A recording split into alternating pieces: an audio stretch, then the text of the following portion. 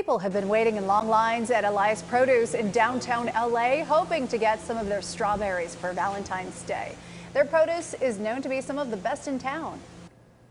We go out ourselves and look for the best farmers or the ranchers that have the best strawberries at the moment, and we work with them because we don't really like bringing in number two fruit because we don't feel that it's fair for our customers, us selling them, fruit that's cheap. We rather bring in quality fruit, quality produce that's nicer and it's going to last a lot longer as well. They're gorgeous. If you want to get a pack of their delicious strawberries, Elias is open Monday through Saturdays from 3 a.m. to 11 a.m.